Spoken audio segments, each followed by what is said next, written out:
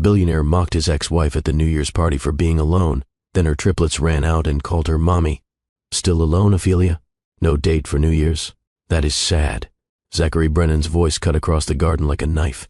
His new wife Vanessa laughed beside him, champagne glass glinting in the firelight. The entire family gathering fell silent. All eyes turned to watch. Ophelia Hart stood by the fire pit, her phone in her hands, her face calm despite the cruelty aimed at her. She looked tired. Dark circles shadowed her brown eyes. Her long hair was pulled back in a simple ponytail. She wore jeans and a cream sweater. Nothing fancy, nothing expensive. I mean, really. Zach continued, louder now, playing to his audience. How old are you now? 35. The clock is ticking. Most women your age at least have a boyfriend, kids, something, but you have got nothing. You are exactly where you were 3 years ago, alone, going nowhere. Zach, stop, his mother Ruth said sharply from across the garden. But Zach could not stop. 3 years of avoiding this woman, 3 years of convincing himself he had made the right choice when he divorced her. 3 years of building his new identity as a self-made billionaire. It all poured out in cruel, cutting words. I feel bad for you. I really do, Zach said, shaking his head with mock sympathy. You had your chance. You were married to me. You could have been part of something big, but you wanted to stay small. And now look at you, still teaching second grade in Brooklyn, still living in that tiny apartment, still completely alone, while I have everything. He gestured at himself, at Vanessa in her designer dress, at the Rolex on his wrist that cost more than most people's yearly salary. Ophelia looked at her phone one more time. Then she looked directly at Zach. Her voice was quiet but steady. My children will be here in 5 minutes. Zach laughed. It was a harsh, mocking sound that echoed off the stone walls of his mother's garden. He looked around at his family, at his cousins, at everyone watching this scene unfold. Did you hear that? Zach said, still laughing. Ophelia says she has children. She is making up stories now. This is so sad. Vanessa joined in the laughter. Carmen, you do not have to lie. It is okay to be single. You do not need to be embarrassed. I am not lying, Ophelia said calmly. She checked her watch. They will be here in 4 minutes. The garden became completely silent. No one moved. Zach stood by the fire pit, still smiling, certain this was just desperate fiction from a woman who could not accept how far he had risen while she stayed stuck in place. 4 minutes passed. The silence stretched. People shifted uncomfortably. Zach's brother Keith looked at the ground. His sister Wendy had her hand over her mouth. His father Martin stood near the house, watching with hard, serious eyes. Then the side gate of the garden opened. 3 small boys tumbled through. They were about 3 years old, dressed in matching navy coats and little boots. The moment they saw Ophelia, their faces lit up with pure joy. Mommy, Mommy, Mommy. All 3 shouted it at once. They ran across the frost-covered grass, their small legs pumping, their arms outstretched. They crashed into Ophelia's legs and she dropped to her knees, catching all 3 of them in her arms. Hi, my loves, Ophelia said, her voice thick with emotion. Did you have fun with Aunt Raquel? We stayed up past midnight, one boy announced proudly. We had sparkling juice. Another added, I saw fireworks. The third said, his voice full of wonder. An older woman, Aunt Raquel, walked through the gate behind them carrying a large bag. She smiled at the scene of Ophelia hugging the boys. But no one was looking at Raquel. Every single person in that garden was staring at the 3 boys. At their faces, they had bright green eyes, the exact same shade as Zachary Brennan's eyes. They had his nose, sharp and straight. They had his chin, strong and defined, and when they smiled, deep dimples appeared in both cheeks, the same dimples that appeared when Zach smiled. The resemblance was not subtle. It was not questionable. It was absolute and undeniable. Vanessa made a strangled sound. The champagne glass slipped from her hand and shattered on the stone patio. She stared at the children, then at Zach, then back at the children. Zach. Her voice came out high and shaky. Those kids look exactly like you. Exactly. Who are they? Zach could not speak. His throat had closed. His heart hammered against his ribs. His hands went numb. The beer bottle he had been holding fell to the grass. Ruth, Zach's mother, walked slowly toward Ophelia and the boys. Her hand was over her mouth. Tears were already forming in her eyes. She stopped a few feet away, staring at the three small faces looking up at her. Ophelia, Ruth's voice was barely a whisper. Are these my grandchildren? Ophelia stood slowly. She kept the boys close to her, one hand on a small shoulder, the other holding a tiny hand. She looked at Ruth, then at Martin, then at the entire family gathered in stunned silence. Then she looked directly at Zach. Yes, Ophelia said clearly, these are your grandchildren.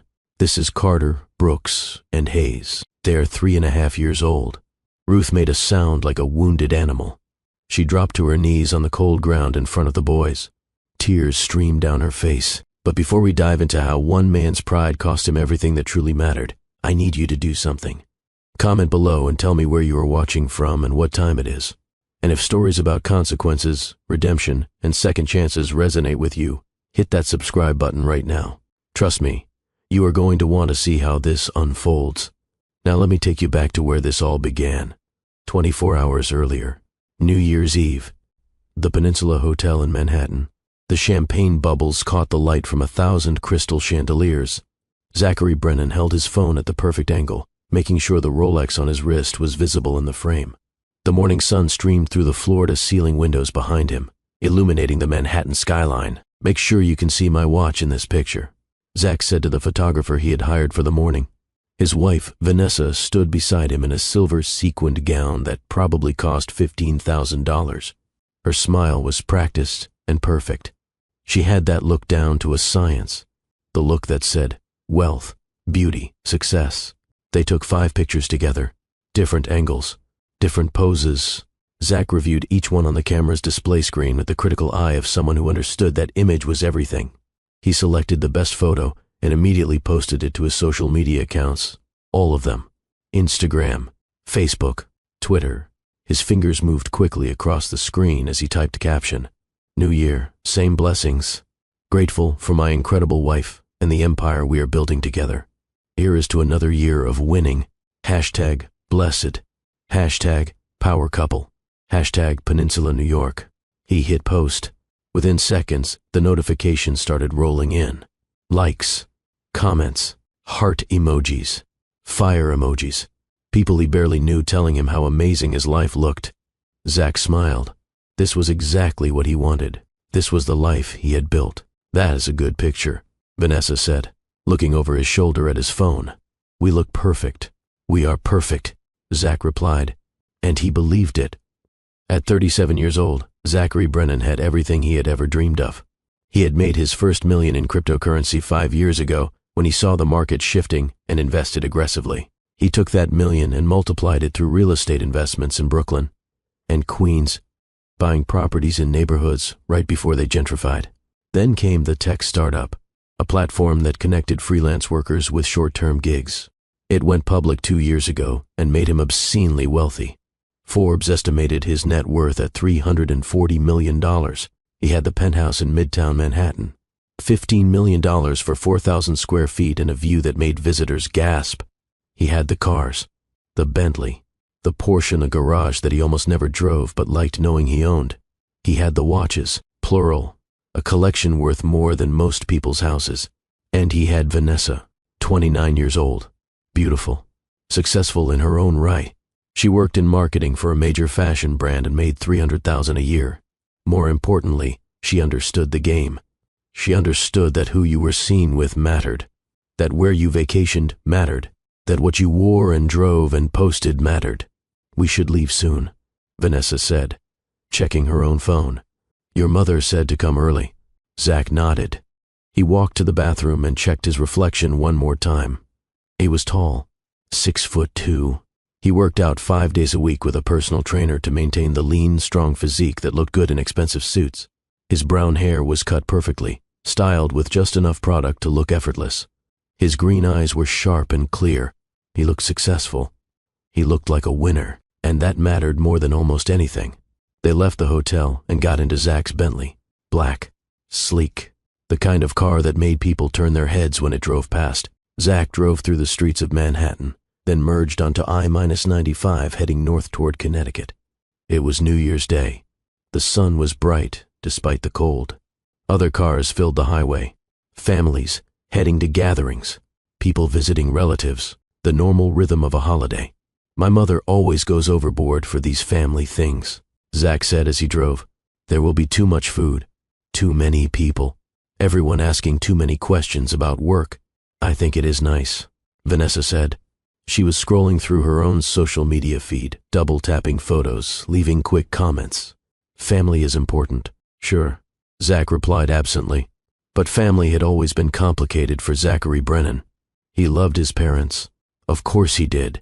But they reminded him of everything he used to be, everything he had worked so hard to leave behind. His father, Martin, had been a postal worker for 35 years. His mother, Ruth, had been a nurse for 40 years before Zach's money allowed her to retire. They grew up in Queens in a small house with one bathroom and thin walls. Zach remembered wearing his cousin's hand-me-down clothes to school. He remembered his mother clipping coupons every Sunday. He remembered the shame of being the poor kid. He got into NYU on a full scholarship, worked 3 jobs to pay for everything the scholarship did not cover, studied finance and computer science, graduated with honors and a burning determination to never be poor again, to never feel that shame again. And he did it. He made it. He became everything he dreamed of becoming. But his parents still lived simply. His mother still clipped coupons even though Zach had bought her a house worth $2 million. His father still wore the same watch he had worn for 20 years, even though Zach had tried to buy him a Rolex. They did not understand the importance of image, of status, of showing the world you had made it. They also did not understand why he divorced Ophelia. Zach's jaw tightened just thinking about her. Ophelia Hart, his first wife. Sweet, quiet, boring Ophelia who taught 2nd grade in Brooklyn and thought. A nice evening was homemade pasta and a bottle of wine under $30. He married her when he was 29 and still building his wealth. Back when he thought love and compatibility mattered more than ambition and drive. They were married for 5 years. 5 years of Ophelia being content with their small apartment, content with simple pleasures, content with staying exactly where they were. She had no hunger, no desire to be more, to do more, to have more, and she reminded him constantly of who he used to be. The poor kid from Queens who proposed with a $300 ring because it was all he could afford. The guy who thought happiness was a walk in the park and a pizza on Friday night. When his company went public and the money really started flowing, Zach looked at Ophelia and saw everything he wanted to forget. So he left. Filed for divorce 2 weeks after the IPO. Had his lawyers tie her up in negotiations for 8 months until she finally settled for far less than she deserved just to escape the process. 3 years ago. He divorced her 3 years ago. Married Vanessa 3 months after the divorce was finalized. He had won. He had everything. And Ophelia had nothing. The Bentley pulled up to his mother's house in Greenwich at 12:40 in the afternoon. Cars lined the circular driveway. His sister Wendy's Mercedes. His brother Keith's Audi. Various cousins and their families. The house was beautiful.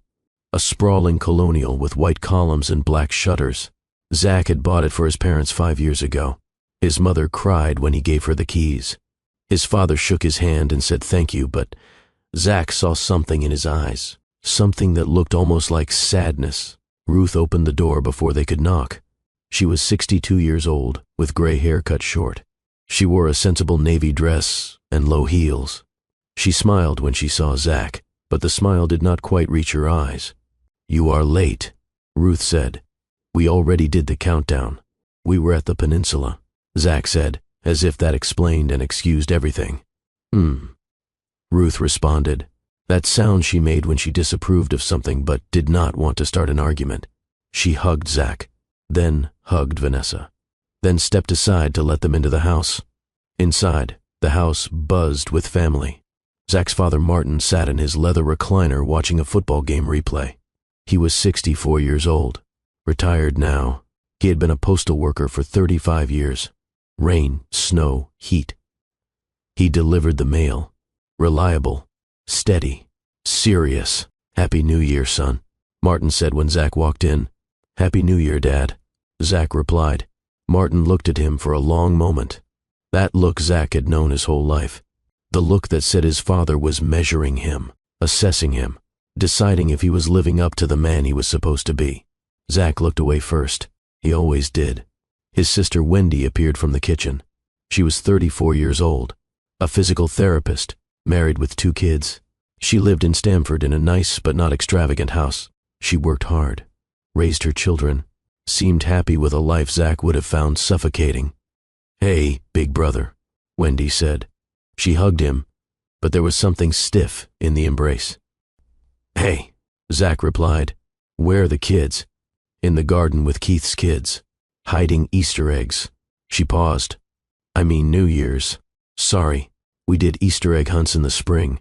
I am tired. My brain is scrambled." "It is fine," Zach said, but Wendy was looking at him strangely. Something was off. He could feel it. There was tension in the house that had not been there at Thanksgiving, an undercurrent of something unsaid. "What is wrong?" Zach asked.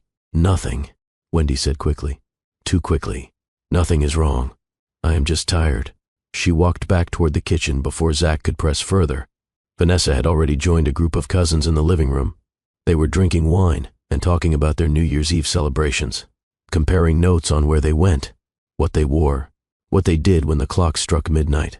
Zach grabbed a beer from the cooler in the kitchen and walked toward the back of the house where the garden was. The door was open despite the January cold. People were bundled in coats, standing around the fire pit that Martin had built into the stone patio. The garden was Ruth's pride and joy. Even in winter it was beautiful. Evergreen shrubs, a stone fountain in the center, careful landscaping that looked expensive but natural. Zach stepped outside. His brother Keith stood near the fire with his wife. Keith was 32. An accountant, practical, cautious, everything Zach was not. "Zach," Keith said with a nod. "Keith," Zach replied. The conversation felt stilted, awkward. Keith kept glancing toward the far side of the garden, where a group of people stood talking. Zach followed his gaze and froze. Ophelia was there.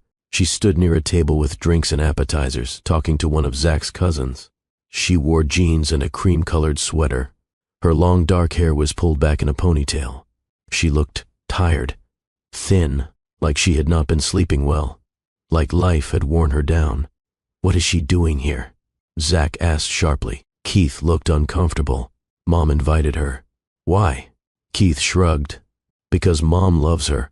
Because Ophelia was part of this family for 5 years. Because unlike you, Mom did not just throw her away when she was not convenient anymore." The words landed like a slap. "Watch it," Zach said quietly. Keith met his eyes. "Or what? You will divorce me too?" He walked away before Zach could respond, left him standing alone near the fire pit with anger rising hot in his chest. Vanessa appeared at his elbow. "Is that her? Is that Ophelia?" "Yeah," Zach said tersely. Vanessa studied Ophelia from across the garden. "She is so plain." "Exactly," Zach muttered. "Exactly." For the next hour, Zach drank beer and held court with his cousins. He talked about his investments, about the real estate market, about his company's expansion plans, about the yacht he was considering purchasing. 50 feet, fully staffed. He would keep it in the Hamptons. People listened. They asked questions. They seemed impressed. And Zach felt that familiar warm glow of being admired, of being envied, of winning. But his eyes kept drifting back to Ophelia. She stayed on the opposite side of the garden, talked quietly with his mother and sister. She checked her phone frequently, typed messages, put it away, checked it again a few minutes later. What was she doing? Who was she texting? And why did his mother keep inviting her to family events when they had been divorced for 3 years? By 2 in the morning, most of the extended family had left. Only the immediate family remained. Ruth suggested they move outside to the fire pit. It was cold but clear. The stars were visible beyond the light pollution from the city. Everyone bundled in coats and went outside. Someone brought out thermoses of hot chocolate. Martin added more wood to the fire. The flames leaped and crackled, sending sparks into the dark sky. Zach stood near the fire with Vanessa beside him. His parents sat in chairs. Wendy and her husband, Keith and his wife, a few cousins who had stayed late, and Ophelia, still there, still checking her phone, Something about seeing her there, in his family's space, acting like she still belonged, ignited something ugly in Zach. The beer and bourbon had lowered his inhibitions. The audience of his family made him want to perform, to show them all that he had been right to leave her, that he had won. He raised his voice so everyone could hear. Still alone, Ophelia? No date for New Year's? That is sad. The conversation around the fire pit stopped. Everyone turned to look. Ophelia's hands stilled on her phone. She looked up. Her face was carefully neutral, calm, but he saw something flash in her eyes. Pain, or maybe anger. I am not alone, Ophelia said quietly. Zach laughed. It was a harsh, ugly sound. Really? I do not see anyone. Same as always. Just you and your phone. What are you doing? Texting your cat? Some people shifted uncomfortably. Wendy said his name. Zach. A warning. But Zach could not stop. 3 years of telling himself he made the right choice. 3 years of avoiding her. 3 years of building this new life. It all poured out. Actually, Zach continued, how old are you now? 34? 35? The clock is ticking. Most women your age at least have a boyfriend, kids, something. But you have got nothing. You are exactly where you were 3 years ago, alone, going nowhere. Zach, stop it, his mother said. Her voice was sharp and angry, but Zach was on a roll now. Vanessa was laughing beside him. His cousins were watching. He felt powerful. I feel bad for you. I really do. You had your chance. You were married to me. You could have been part of something big, but you wanted to stay small. And now, look at you, still teaching 2nd grade in Brooklyn, still living in that tiny apartment, still completely alone. While I have everything, he gestured at Vanessa, at his Rolex, at the Bentley visible in the driveway beyond the garden. Ophelia looked at him for a long moment. Then she checked her phone one more time. My children will be here in 5 minutes, Ophelia said calmly. Zach laughed so hard he almost spilled his drink. He looked around at everyone. His laughter echoed off the stone walls. Did you hear that? He said between laughs. Ophelia says she has children. She is making up stories now. This is so sad. Vanessa joined in. Ophelia, you do not have to lie. It is okay to be single. You do not need to be embarrassed. I am not lying, Ophelia said. Her voice was steady, clear. She looked at her watch. They will be here in 4 minutes. Zach kept laughing, but he noticed that no one else was laughing. His mother looked horrified. His father had stood up and was walking closer. Wendy had her hand over her mouth. Keith was staring at Ophelia with wide eyes. The garden fell completely silent. No one moved. Everyone waited. 4 minutes felt like an eternity. Zach stood by the fire, still smiling, still certain this was just desperate fiction. Ophelia was lying. She had to be. She was pathetic and alone, and making up stories to save face. 3 minutes. The silence stretched. Someone coughed. Someone else shifted their weight. But no one spoke. 2 minutes. Zach's smile started to feel forced. What if someone actually showed up? What if she had borrowed someone's kids just to prove a point? That would be insane, but 1 minute. Ophelia stood calm and still, waiting.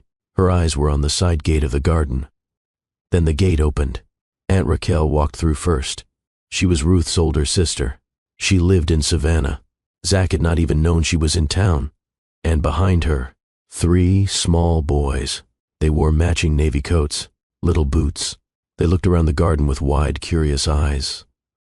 Then they saw Ophelia, their faces transformed. Pure joy, pure love. They screamed in unison, "Mommy, Mommy, Mommy." They ran across the grass. Their small legs pumped. Their arms reached out. They crashed into Ophelia, and she dropped to her knees, catching all 3 of them. Zach's smile vanished. The beer bottle went numb in his hand. He stared at the boys, at their faces, green eyes, his exact shade of green, sharp nose, his nose, strong chin, his chin, and when they smiled up at Ophelia, deep dimples appeared in both cheeks. His dimples. Zach. Vanessa's voice cut through the roaring in his ears. Her hand gripped his arm. Her fingernails dug into his skin through his shirt. "Zach, those kids look exactly like you." The beer bottle slipped from his fingers and fell to the grass. The world tilted. Zach could not breathe, could not think, could not process what he was seeing. Ruth walked toward Ophelia and the boys. She moved slowly, like she was in a dream or a nightmare. Her hand was over her mouth. Tears were already streaming down her face. She stopped a few feet away from them, stared at the three small boys. "Ophelia," Ruth's voice cracked. Are these my grandchildren?" Ophelia stood slowly. She kept the boys close, one hand on a small shoulder, one hand holding a tiny hand. She looked at Ruth, at Martin, who had come to stand beside his wife, at the entire family gathered in shocked, frozen silence. Then Ophelia looked directly at Zach. "Yes," Ophelia said. Her voice was clear and steady. "These are your grandchildren. This is Carter, Brooks, and Hayes. They are 3.5 years old." Ruth made a sound like a sob and a gasp combined. She dropped to her knees on the cold stone patio. Her hands reached out but stopped before touching the boys, like she was afraid they were not real. 3.5 years, Ruth whispered. 3.5 years. Ophelia knelt down so she was at the boys' eye level. She spoke softly to them. "Do you remember what I told you?" Ophelia asked. "About your daddy?" The boys nodded. All three of them, their eyes wide and uncertain. "That man over there," Ophelia said gently, pointing at Zach. "That is your father. His name is Zachary. He is your daddy." Three small faces turned to look at Zach. 3 pairs of green eyes. His eyes stared at him. Carter, the boldest of the three, spoke first. "You are our daddy?" "Where were you?" The question was innocent, curious, not accusatory, but it hit Zach like a bullet to the chest. He opened his mouth, but no sound came out. His throat was closed. His lungs were not working. His brain had shut down. Martin stepped forward. His face was hard, serious, disappointed. He looked at Zach with an expression Zach had never seen before, like he was looking at a stranger, or worse, like he was looking at someone he was ashamed of. "Did you know about these children?" Martin asked. His voice was low and dangerous. Zach shook his head. The movement felt jerky, uncoordinated. No, I did not know." "Ophelia tried to contact you," Martin said. It was not a question. It was a statement. His mother must have told him, must have known. Zach started. His voice came out hoarse, broken. "I did not. You blocked her number," Martin continued. "You sent back her letters without opening them. You refused to speak to her. Every word was true." Zach had done all of those things. After the divorce, he blocked Ophelia's number. When she sent letters to his apartment, he wrote, "Return to sender" on every single one and dropped them back in the mail. When she came to his office, he told his assistant to call security. He wanted to move on. He did not want to deal with her, did not want to think about her, did not want any connection to his old life. And now, Wendy walked slowly toward the boys. She was crying. Tears streamed down her face.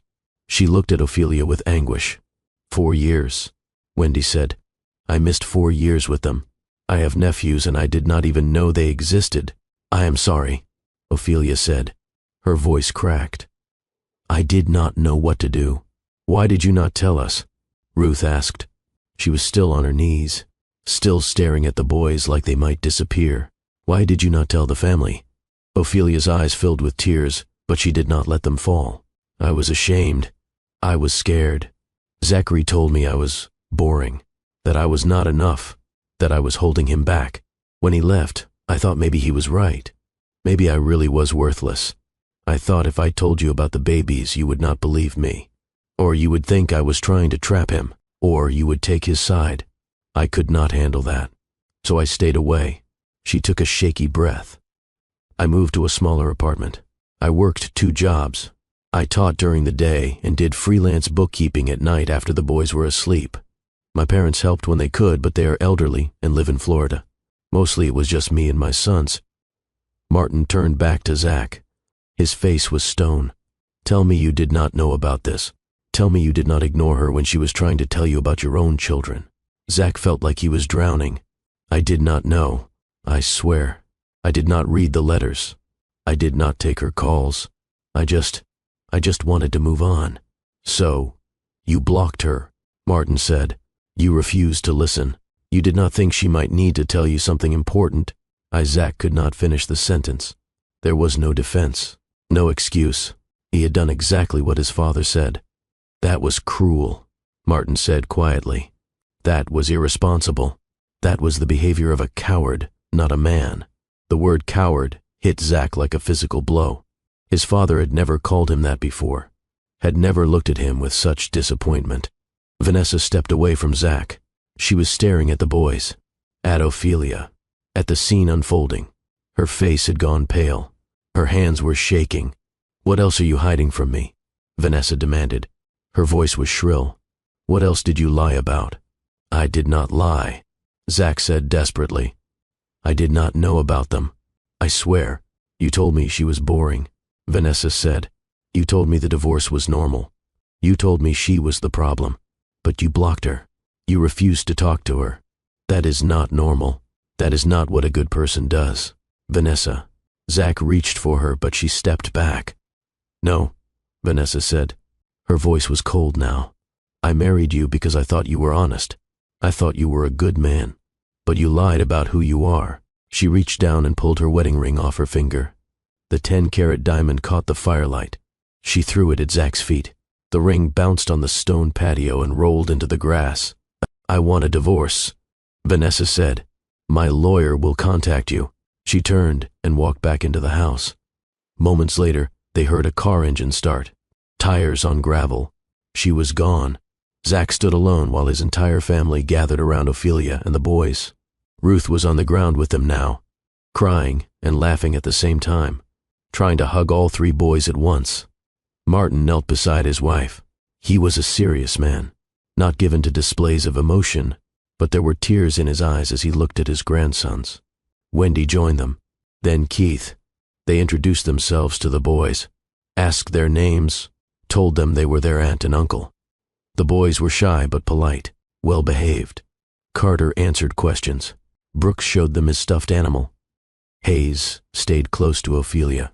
Zach watched all of this from 10 feet away, separate, alone, an outsider in his own family. His cousin Robert, who had been standing near Zach during the mocking, slowly edged away, joined the group around the children. No one stood with Zach. No one looked at him. No one spoke to him. He had never felt more alone in his life.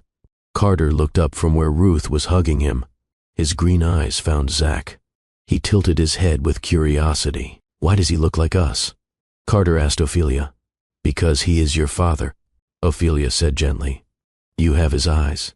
You have his smile. You have his face. Brooks looked at Zach too. Why was he not there before? Ophelia's face showed pain. Just for a moment. Then she smoothed it away. He was away, Ophelia said carefully. But he is here now. Hayes, the quietest of the 3, spoke in a small voice. Is he going to leave again? The question broke something in Zach's chest. He tried to step forward, tried to say something. But what could he say? Ophelia picked Hayes up and held him close. I do not know, baby. I do not know. Keith walked over to Zach. His face was angry, disappointed.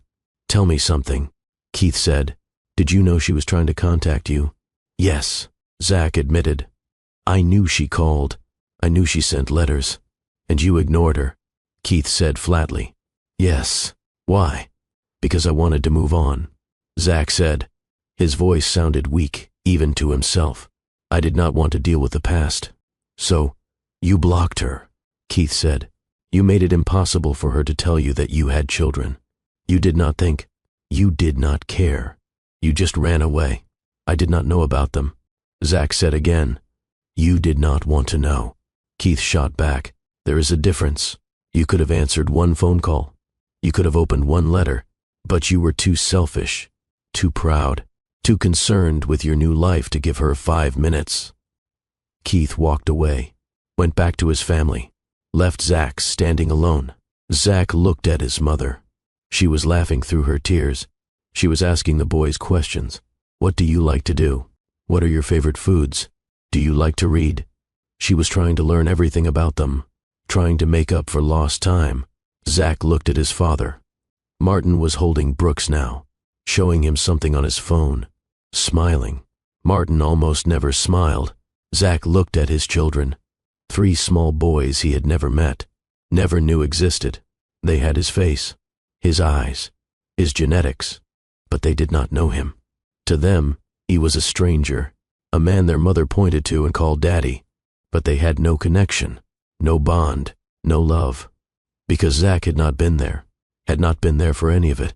He thought back, tried to calculate, 3.5 years old. That meant Ophelia got pregnant. His mind raced. When did they divorce? 3 years ago. The divorce was finalized in March. If the boys were 3.5 now, that meant Ophelia was pregnant before the divorce was final. She was pregnant, and he was serving her divorce papers.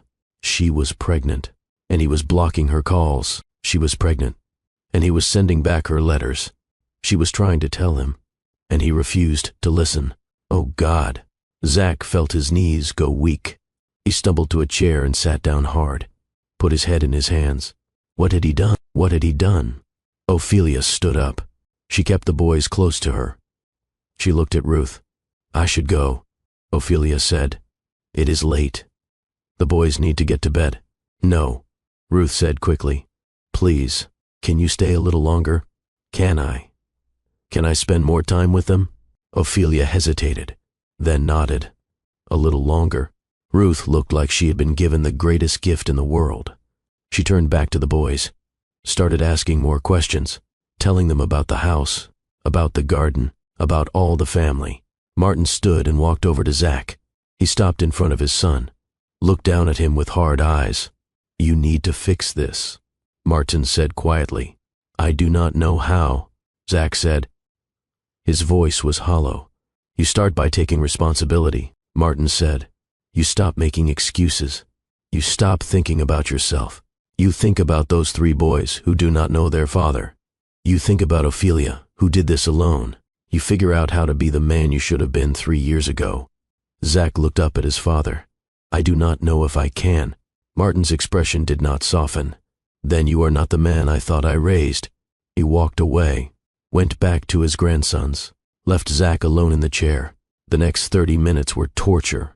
Zach sat and watched his family fall in love with his children, watched his sons smile and laugh, watched them warm up to their grandmother and grandfather, watched them play with their aunt and uncle. And he was not part of it. He was separate, alone, the man who was not there. Finally, Ophelia checked her watch. We really need to go now. It is past their bedtime. The boys protested. They were having fun. They did not want to leave. But Ophelia was firm. She gathered their coats, helped them put their boots back on.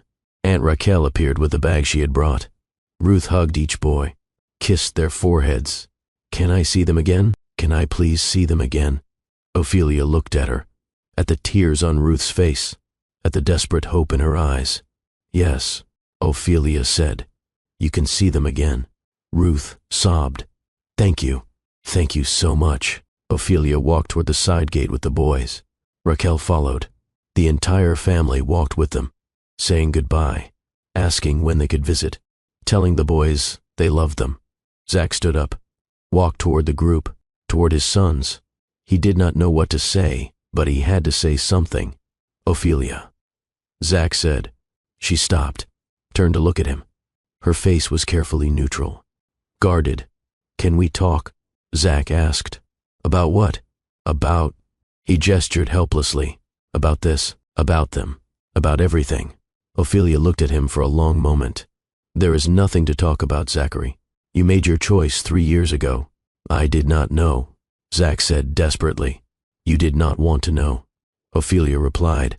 There is a difference. She turned away, walked through the gate with the boys. Raquel followed. The gate closed behind them. Zach stood staring at the closed gate, at the space where his children had just been. They were gone.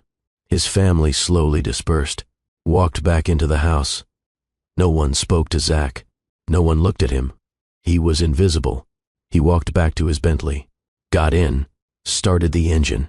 The dashboard clock said 3:20 in the morning. He drove back to Manhattan in complete silence.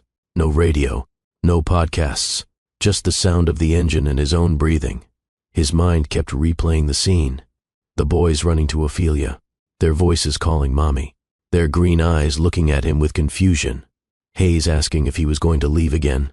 Zach arrived at his building in Midtown at 4 in the morning, took the elevator to the 15th floor, walked down the hallway to his penthouse. He unlocked the door, walked inside. The lights were off. The apartment was dark and silent. Zach flipped on the lights and immediately saw that something was different. Vanessa's things were gone. He walked to the living room. The painting she had bought was missing from the wall. Her magazines were gone from the coffee table. Her decorative pillows were gone from the couch. Zach walked to the bedroom, opened the closet. Empty. All of Vanessa's clothes were gone. Her shoes, her suitcases. Her side of the closet was completely bare. He walked to the bathroom. Her makeup was gone. Her skincare products, her perfume bottles, her toothbrush. Vanessa had taken everything. On the kitchen counter, Zach found a note. He picked it up with shaking hands. Zachary. The note read, "I filed for divorce this morning. My lawyer will contact you. Do not call me. Do not text me. Do not come to my office. We have nothing to talk about. I trusted you when you lied to me. I cannot be married to someone I do not trust. Vanessa." Zach put the note down, walked to the living room, sat on the couch, and for the first time in years, for the first time since he was a struggling kid in Queens, Zachary Brennan cried. He cried for the life he thought he had. The perfect image, the perfect marriage, the perfect success, all of it was gone. His wife left him. His family was ashamed of him. His reputation would be destroyed when this got out. But more than any of that, more than the money or the status or the image, he had 3 sons, 3 small boys, Carter, Brooks, and Hayes. 3 children he never knew existed. 3 children he missed the first 3.5 years of their lives. And it was his fault. All of it. Every single bit of it was his fault. He blocked Ophelia.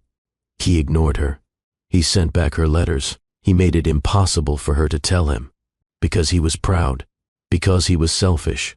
Because he cared more about his new life than anything from his old life. And now he had lost everything. Zach sat in his $15 million penthouse, surrounded by expensive furniture and original artwork and floor-to-ceiling windows with a view of Manhattan. And he had never felt more poor in his entire life. The sun rose over the city. Golden light streamed through the windows. It was New Year's Day. A new year. A fresh start. But for Zachary Brennan, it felt like the end of everything. His phone started buzzing. Notifications. Text messages. He picked it up with numb fingers. The first message was from his mother. "We need to talk. Come to the house tomorrow." The second was from Wendy. "I cannot believe you did this. Those boys are beautiful, and you were not there. How could you?" The third was from Keith. "You need to figure out how to fix this. You need to be their father." Then his phone started ringing. A number he did not recognize. He answered without thinking. "Mr. Brennan?" A woman's voice. "This is Kelly Marshall from Page 6. I am calling about reports that you have 3-year-old triplets you did not know about. Can you comment?" Zach hung up, but the phone immediately rang again. Another reporter, then another, then another. Someone at the party had leaked the story. By noon, it would be everywhere. Zach turned his phone off, sat in the silence of his empty apartment. He thought about Ophelia, pregnant and alone, going to doctor appointments by herself, finding out she was carrying 3 babies, being terrified, trying to call him, trying to tell him, and him blocking every attempt. He thought about her giving birth, an emergency C-section. She almost died. That is what Wendy said. Ophelia almost died, and he was not there. He thought about 3 newborns in the NICU, tiny and fragile, fighting to survive, and Ophelia sitting beside their incubators, alone. He thought about all the firsts he missed. First smiles, first laughs, first words, first steps, first birthdays, second birthdays, third birthdays. Gone, all of it. He could never get it back. And it was his fault. Zach stood up. He needed to do something. He needed to fix this. But how? How do you fix missing 3.5 years of your children's lives? He did not know. He had no idea. But he had to try. He walked to his laptop, opened it, searched for family lawyers in New York. If Ophelia would not talk to him, if she would not let him near the boys, then he would have to go through the courts. He found a lawyer, Diane Porter. Her website said she specialized in custody cases. She had good reviews. People said she was tough but fair. Zach called her office, left a message. It was New Year's Day. She would not be in, but he left his name and number and said it was urgent. Then he sat back and waited. The media storm hit by midday. Zach turned his phone back on and immediately regretted it. Hundreds of notifications. His social media accounts were flooded. People who had liked his perfect photo from the peninsula this morning were now leaving comments. Guess your life is not so perfect after all. You have kids you did not know about? What kind of man are you? Your poor ex-wife. She raised triplets alone while you were posting photos of champagne. The gossip sites picked it up. Page 6. TMZ, Daily Mail. Billionaire tech mogul discovers he has 3-year-old triplets. Zachary Brennan ghosted his pregnant ex-wife. From penthouse to nightmare, the fall of a self-made millionaire. Zach closed his laptop, turned off his phone again, sat in the silence. This was his life now. Public humiliation, family disappointment, and 3 sons who did not know him. He had built an empire, made hundreds of millions of dollars, achieved everything he thought mattered, and lost everything that actually did. On January 2nd, Diane Porter's office called him back. They set up a meeting for that afternoon. Zach drove to her office in Midtown, took the elevator to the 12th floor. Diane Porter was in her 50s, gray hair cut in a sharp bob, expensive suit, serious expression. She shook his hand with a firm grip and led him to her office. "Tell me everything," Diane said, sitting behind her desk. Zach told her. The divorce 3 years ago, the blocked calls, the returned letters, the New Year's party, the revelation. Diane listened without interrupting, took notes on a legal pad. When he finished, she put down her pen and looked at him. "Mr. Brennan, I am going to be very direct with you. The family court is not going to be sympathetic." "What do you mean?" Zach asked. "You blocked your ex-wife. You refused to read her correspondence. You made it impossible for her to contact you. It does not matter that you did not know about the children. You created the situation where you could not know. But I want to be their father now." Zach said, "I understand. But you need to understand the reality. You will be paying child support. A significant amount. Not just going forward. You will owe back support for the past 3.5 years. "How much?" Diane typed on her calculator. "Based on your income, the state guideline would be approximately $25,000 per month." Zach nodded. That was manageable. For 3.5 years of back support. Diane continued. "That is over $1 million. $1 million. The number hit Zach hard, not because he could not afford it. He could, easily, but because it represented 3.5 years of supporting his children. 3.5 years he owed them. 3.5 years he was not there. "Okay," Zach said quietly. "I will pay it." "There is more," Diane said. "You will not get unsupervised custody right away. The court will order supervised visitation first. A social worker will be present. If those visits go well, after several months, you can move to unsupervised visitation. Eventually you might get partial custody, weekends, holidays. But Miss Hart is the primary custodial parent. She has been their only parent for their entire lives. The court will prioritize stability, so I get to see my own children when. For how long? That depends on Ms. Hart and the court. I recommend we reach out to her attorney and propose a visitation schedule. Start with short visits, once a week, 1 or 2 hours, supervised. Show the court you are serious. Show Ms. Hart you are committed." Zach felt sick. 1 or 2 hours a week, with a social worker watching, that was all he got. But it was more than he deserved. He knew that. "Okay," Zach said. "Do whatever you need to do. One more thing," Diane said. "I strongly recommend you start therapy. The court will want to see that you are taking responsibility, that you are working on yourself. It will help your case. Okay. Zach agreed. He left Diane's office feeling numb, drove back to his penthouse. The space felt too big, too empty, too much. Over the next week, the divorce papers from Vanessa arrived. Her lawyer was efficient, ruthless. They would split assets 50-50. She wanted her share of their joint accounts, her share of the investments they had made together. Zach signed everything without argument. Let her take whatever she wanted. He did not care anymore. The media attention died down after a few days. Moved on to the next scandal. But the damage was done. Zach's perfect image was shattered. People who had envied him now pitied him, or mocked him. Diane reached out to Ophelia's lawyer, proposed a visitation schedule. For 3 days, there was no response. Zach thought Ophelia might refuse, might shut him out completely. Then Diane called. Miss Hart has agreed to supervised visitation, but she has conditions. What conditions? Zach asked. First, you must complete a paternity test. It is a formality but legally required. Second, you must enroll in parenting classes. Third, you must attend therapy and provide documentation. Fourth, visits will be 1 hour, twice per week, at a family services center in Brooklyn. A social worker will be present at all times. Fifth, you will pay the back child support immediately, plus ongoing monthly support. Sixth, you will not speak negatively about Miss Hart to the children or to anyone else. And seventh, if you miss even one scheduled visit, the arrangement is terminated immediately. Zach listened to the list. Each condition was reasonable. Each one was a consequence of his actions. I agree, Zach said. To all of it. Good, Diane replied. The paternity test is scheduled for Thursday at 10 in the morning. I will send you the address. Zach hung up, looked at the calendar. Thursday was 3 days away. 3 days until he saw his sons again. He enrolled in parenting classes at a community center in Brooklyn. The next session started on Monday evening. He would be in a room with teenage parents and young couples, learning the basics of child development, things he should already know.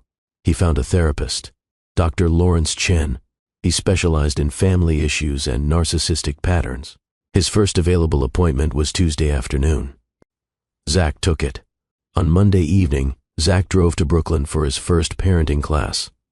He parked his Bentley on the street and immediately felt out of place. This was not his neighborhood, not his world. He walked into the community center, found the classroom, took a seat in the back. The other attendees were young. Most looked like they were in their early 20s. Some were teenagers. They looked at Zach with curiosity. A few recognized him, whispered to each other, took photos with their phones. Zach ignored them, sat through the class, learned about developmental milestones for children ages 0 to 5, learned about emotional regulation, about consistency and routine, about the importance of being present, things he had missed, things he needed to know. On Tuesday, Zach went to his first therapy appointment. Dr. Chen's office was in a brownstone in Park Slope. Warm, comfortable, not clinical. Dr. Chen was in his 40s, Asian American, calm demeanor, kind eyes. Why are you here? Dr. Chen asked once they were settled. Because I have to be, Zach said. It is part of the custody agreement. That is why you are physically here, Dr. Chen said. But why are you really here? Zach was silent. He had not expected that question. Dr. Chen waited, patient. Finally, Zach spoke. Because I destroyed everything that mattered, and I do not know who I am anymore. Tell me about that, Dr. Chen said. And Zach did. He talked for the full hour, about growing up poor in Queens, about the shame he felt, about building his wealth, about divorcing Ophelia because she reminded him of his past, about blocking her, about missing 3.5 years with his children. Dr. Chen listened without judgment, asked questions, drew connections. At the end of the session, Dr. Chen said something that stuck with Zach. You confused net worth with self-worth. You thought being rich made you valuable. You thought being poor made you worthless. So, you threw away anything that reminded you of being poor, including a good woman, including your own humanity. The words were true, painfully true. I will see you next week, Dr. Chen said. On Thursday morning, Zach drove to the medical clinic in Brooklyn where the paternity test was scheduled. He arrived 15 minutes early, sat in his car. His hands were shaking. At exactly 10 o'clock, Ophelia's Honda pulled into the parking lot. Zach watched as she got out, opened the back door. 3 car seats, 3 small boys. Carter climbed out first, looked around with bright, curious eyes. Brooks followed, clutching a small stuffed dog. Hayes held Ophelia's hand, shy and uncertain. They walked into the clinic. Zach followed at a distance. Inside, a nurse greeted them, led them to a private room. Zach followed. The room was small, cheerful, painted yellow. There were toys in the corner. The nurse, a young woman with dark skin and a kind smile, knelt down to the boy's level. "Hi, I am Nurse Kelly. We are going to do a very quick test today. It will not hurt at all. I am just going to use this soft cotton swab to touch the inside of your cheek. It will feel like a little tickle. That is all. Does that sound okay?" The boys looked scared. Hayes started to cry. Ophelia knelt beside them. "It is okay, babies. It will be very fast, and then we will get ice cream after. Would you like ice cream?" The boys nodded. They liked ice cream. Nurse Kelly showed them the cotton swab. "See? Very soft." She started with Carter. He opened his mouth. She rubbed the swab on the inside of his cheek. 5 seconds. Done. Carter looked surprised. "That was it. That was it," Nurse Kelly said with a smile. She did Brooks next. Then Hayes. Hayes cried a little, but it was over quickly. Then she turned to Ophelia. "Your turn, Mom." Ophelia opened her mouth. The swab. 5 seconds. "Now you, Dad," Nurse Kelly said, looking at Zach. Zach sat down, opened his mouth. The swab touched the inside of his cheek. 5 seconds. "All done," Nurse Kelly said. She put all the swabs in labeled tubes, sealed them in a bag. "The results will be ready in about a week. We will call you." "Thank you," Ophelia said. She stood, gathered the boys, started to leave. Zach stood up. "Ophelia." She stopped, turned to look at him. Her face was carefully neutral. Can I talk to them? Just for a minute?" Ophelia looked at her sons, then back at Zach. She hesitated, then nodded. 1 minute. Zach knelt down so he was at the boy's eye level. His heart was pounding. "Hi," Zach said. His voice came out shaky. I am your dad." 3 pairs of green eyes stared at him, so much like his own eyes. "Where were you?" Carter asked again. The same question from the party. "I was." Zach struggled for words. "I was away, but I am here now, and I want to get to know you." "Why were you away?" Brooks asked. Zach did not know how to answer that. "How do you explain to a 3-year-old that you were selfish and cruel and stupid?" "I made a mistake," Zach said finally. "A big mistake. But I want to fix it. I want to be your daddy." "Are you going to leave again?" Hayes asked in a small voice. The question broke Zach's heart. "No, I promise. I am not going to leave again." Hayes did not look convinced. The minute was up. Ophelia gently touched the boy's shoulders. "Time to go get ice cream. Say goodbye." "Bye," Carter said. "Bye," Brooks echoed. Hayes said nothing, just held Ophelia's hand tighter. They left. Zach stood in the empty room. Nurse Kelly gave him a sympathetic look. "First meetings are always hard," she said. "Give it time."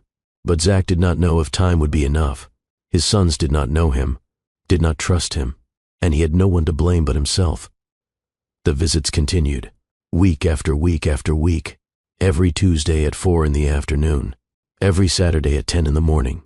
For 2 months straight, Zachary Brennan showed up at that family services center in Brooklyn. He was never late. Not once. He set 3 alarms on his phone. He left business meetings early. He turned down investor dinners. He rearranged his entire life around 2 hours a week with 3 small boys who barely knew him. And slowly, painfully, things began to change. On the 4th visit, Carter built a tower out of blocks and actually smiled when Zach handed him the pieces. On the 6th visit, Brooks brought a book from home, a worn copy of a story about a bear who couldn't sleep. He walked up to Zach and held it out without saying a word. Zach took the book. His hands were shaking. "Can you read this to me?" Brooks asked. His voice was so quiet Zach almost didn't hear it. "Of course I can, buddy. They sat on the floor together. Brooks leaned against Zach's side, just barely, like he wasn't sure if he was allowed. Zach opened the book and started reading. He stumbled over some of the words because his throat was tight and his vision was blurry. But he read the whole thing. And when he finished, Brooks looked up at him with those green eyes. Eyes that looked exactly like Zach's own eyes. "Can you read it again?" Brooks asked. Zach read it 3 more times. Hayes still kept his distance. He stayed on the other side of the room during most visits, playing alone with a set of toy trains. He watched his brothers interact with Zach, but he didn't join in. Patricia Kim, the social worker, noticed this. She made notes in her folder, but she also noted that Hayes wasn't crying anymore, wasn't hiding. He was just watching, processing, taking his time. "That's normal," Patricia told Zach after one visit. "Hayes is the most cautious of the 3. He needs more time to trust. Just keep showing up. He'll come to you when he's ready." Zach nodded. He understood. Or at least, he was trying to understand. Dr. Chen was helping him with that. The therapy sessions were getting harder. At first, they'd been surface level, talking about the logistics of visitation, about parenting techniques, about managing his emotions. But by the 6th session, Dr. Chen started digging deeper. "Tell me about your childhood," Dr. Chen said. "Why does that matter?" "Because everything matters. You don't become the man you became by accident. Something shaped you." "What was it?" Zach sat back in the leather chair. Dr. Chen's office was in a brownstone in the West Village. It had floor-to-ceiling bookshelves and a window that looked out onto a tree-lined street. It felt safe, which made it easier to say things Zach had never said out loud. "I grew up poor," Zach finally said. "Really poor. My dad worked for the Postal Service. My mom was a nurse. They did their best, but there were 4 of us kids and never enough money. I wore my cousin's hand-me-downs until I was 16. Other kids made fun of me, called me thrift store, called me broke boy. I hated it. I hated being poor. I hated how it felt. So I promised myself that when I grew up, I'd never be poor again. I'd be rich. I'd be successful. I'd be someone people respected." "And did you achieve that?" "Yes. I made my first million at 29. By 35, I had 300 million. So, you won." Zach was quiet for a long moment. "I thought I did." "But you didn't," Dr. Chen said. "Not really, because you were still that scared kid from Queens. You just had nicer clothes. You were still running from the same thing. Shame. The shame of being poor. The shame of not being enough. And Ophelia reminded you of that shame, didn't she?" Zach felt like he'd been punched. "Yes, she was a 2nd-grade teacher. She didn't make much money. She wore simple clothes. She was happy with small things. Homemade dinners, movie nights at home. She didn't care about impressing people. And that terrified you." "Yes, because if you stayed with her, you'd have to accept that your value isn't in your net worth. You'd have to accept that the scared poor kid from Queens is still part of you. And you weren't ready to do that." Zach put his head in his hands. "I destroyed everything because I was ashamed of myself." "Yes," Dr. Chen said simply. "And now you have to decide who you want to be. Do you want to be the man who's still running? Or do you want to be the man who stops, turns around, and faces what he's been afraid of? I want to be a good father. Then you need to accept all of yourself. The poor kid and the billionaire. The scared boy and the successful man. Until you do that, you'll always be performing. And children can sense when you're not real." These sessions stayed with Zach. He'd drive back to his penthouse afterward and sit in the silence, thinking, remembering, grieving the years he'd wasted running from himself. On the 8th visit to the family center, something shifted. Zach arrived early as always. He sat in the waiting room, scrolling through his phone without really seeing it. Then the door opened, and Ophelia walked in with the boys. Carter and Brooks ran to him immediately. "Daddy!"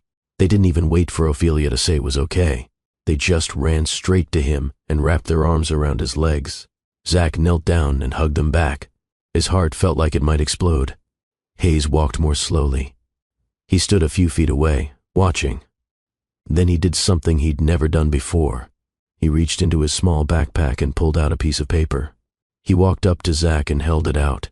His little hand was shaking. Zach took the paper. It was a drawing, done in crayon on white construction paper. The drawing showed a stick-figure man with green eyes and 2 round circles on his cheeks. Dimples. Under the man, in wobbly handwriting, someone had written a single word. Daddy. Zach stared at the drawing. His eyes filled with tears. He looked at Hayes. Did you make this for me? Hayes nodded. He didn't say anything, but he nodded. Zach's voice broke. This is the most beautiful thing anyone has ever given me. Thank you, Hayes. Thank you so much. Hayes didn't smile. He just turned and walked back to his spot by the trains. But something had changed. He'd made the first move. He'd reached out. And that meant everything. Patricia saw the whole thing. She made notes in her folder.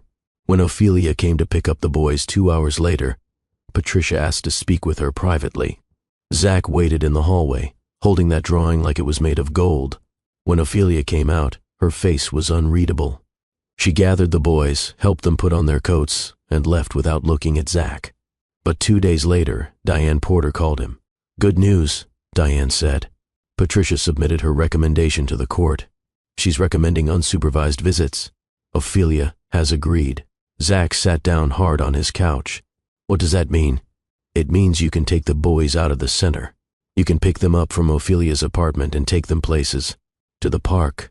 To museums. Wherever you want. You'll have them for 4 hours every Sunday, and you have to have them back by 6 o'clock. Not 6:15. Not 6:30. 6 o'clock exactly. Ophelia was very clear about that.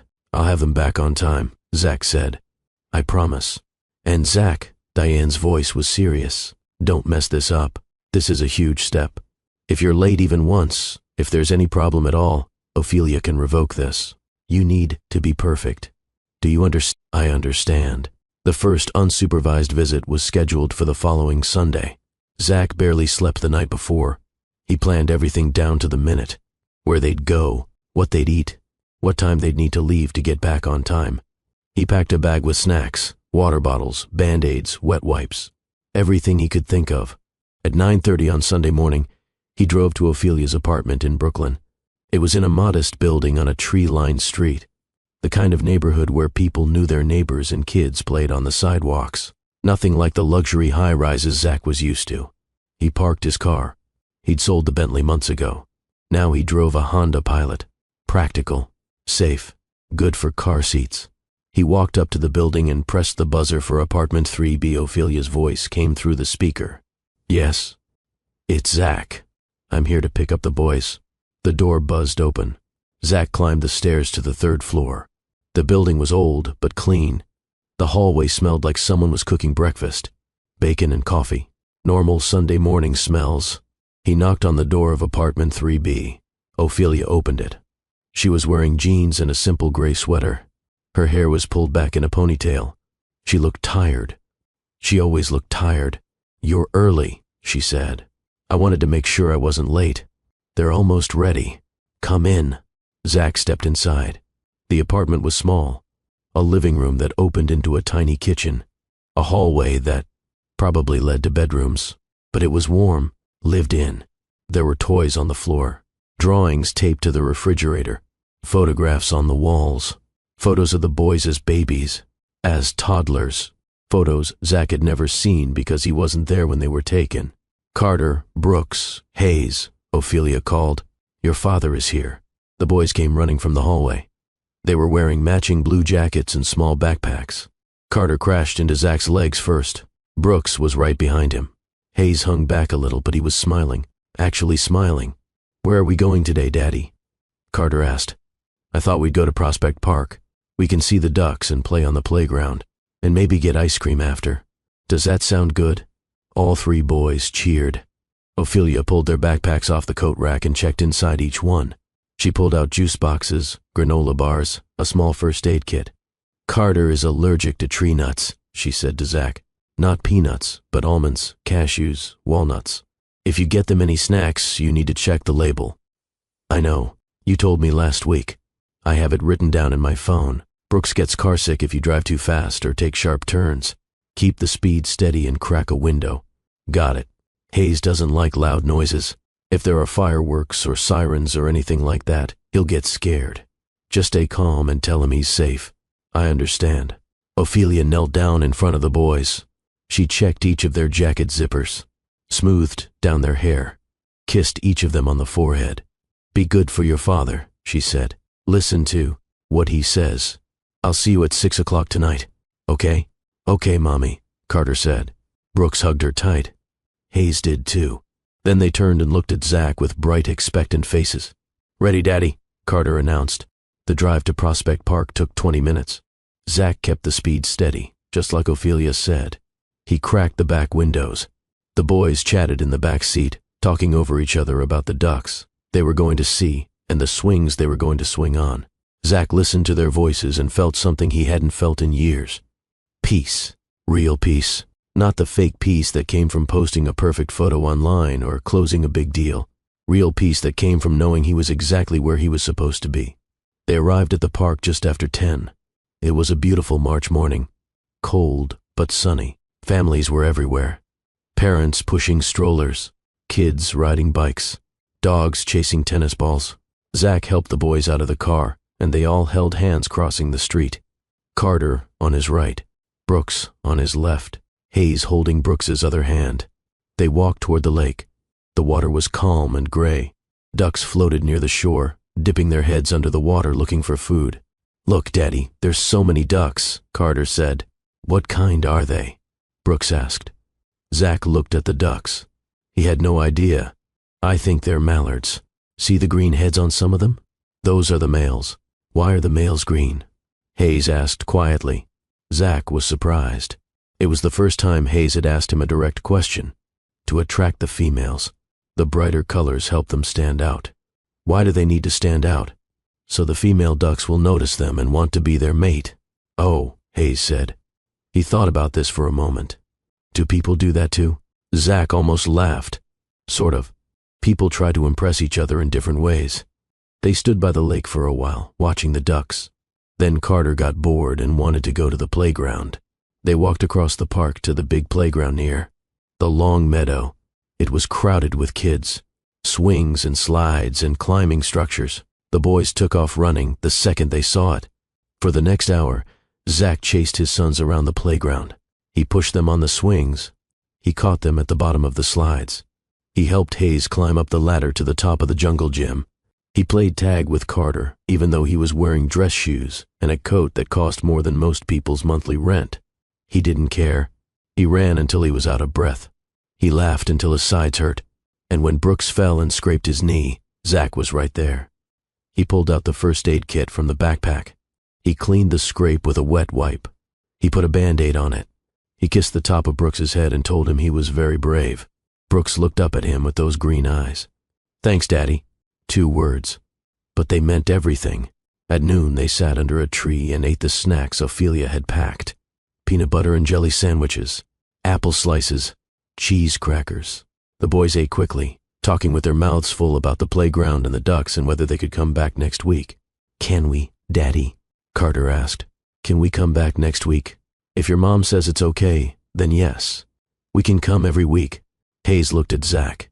"Will you really be here every week?" The question hit Zach right in the chest. "Yes, I promise. Every week. I'm not going anywhere." Hayes nodded slowly. "Okay." After lunch, they walked to the ice cream truck near the park entrance. Zach let each boy choose a flavor. Carter got chocolate. Brooks got vanilla. Hayes got strawberry. They sat on a bench together, 3 small boys with ice cream all over their faces, and Zach thought about all the Sunday afternoons he'd missed. All the ice cream trips that should have happened but didn't. All the scraped knees he should have bandaged. All the stories he should have read. He couldn't get those back. They were gone. But he had this. He had right now. And he had next Sunday. And the Sunday after that. And if he was consistent, if he kept showing up, maybe eventually it would be enough. At 5:15, Zach checked his watch. They needed to leave. Ophelia said 6 o'clock, and he was going to make sure they were there at 5:55. Not 6. Not 6:05. Early. "Okay, guys, time to head back to Mommy's." The boys groaned. They didn't want to leave, but Zach was firm. He'd learned in his parenting classes that consistency and clear boundaries were important. They walked back to the car. Zach buckled each boy into their car seat. He checked the straps twice to make sure they were tight. The drive back to Brooklyn was quieter. The boys were tired. Brooks fell asleep. Hayes stared out the window. Carter talked quietly about the ducks. Zach pulled up outside Ophelia's building at 5:47, 13 minutes early. He helped the boys out of the car and walked them up to the 3rd floor. He knocked on the door. Ophelia opened it. She looked surprised. "You're early." "I didn't want to be late." The boys ran inside, talking all at once. "Mommy, we saw so many ducks. Daddy pushed me really high on the swing. I got strawberry ice cream. Brooks fell, but Daddy put a Band-Aid on." Ophelia knelt down and hugged them. She looked at Brooks's knee, checking the Band-Aid. Then she looked up at Zach. Her expression was unreadable. "Thank you for bringing them home on time." "Of course." She stood up. The boys ran to their room to put away their backpacks. Ophelia stepped into the hallway and closed the door most of the way so the boys couldn't hear. "Zach," she said quietly, "they're happy when they come back from seeing you. I want you to know that. They talk about you all week. They ask when they're going to see Daddy again. It's good. They need this." Something in Zach's chest cracked open. "Thank you. Thank you for letting me see them. I know I don't deserve it." "You're right. You don't. But they deserve a father. So I'm trying." She started to close the door. Zach wanted to say more. He wanted to tell her he was sorry, that he'd been going to therapy, that he was changing, that maybe someday they could be a family again. But before he could say anything, the door closed gently. Zach walked back down the stairs and got in his car. He sat there for a long moment, hands on the steering wheel, staring at nothing. Then he drove home to his penthouse, the same penthouse where he'd celebrated his divorce from Ophelia 3 years ago, the same penthouse where he'd brought Vanessa and pretended to be happy, the same penthouse that cost $15 million and felt completely empty. He walked inside. The silence was crushing. 5,200 square feet of marble and glass, and nothing that mattered.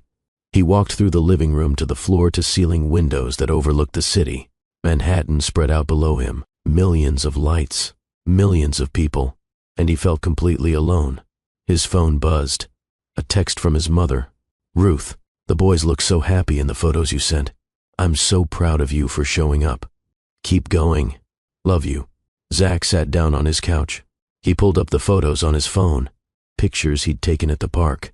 Carter on the swings, Brooks with his ice cream, Hayes standing by the lake looking at the ducks, 3 beautiful boys with green eyes and dimples, his sons, his flesh and blood, 3.5 years old, and he'd only known them for 3 months.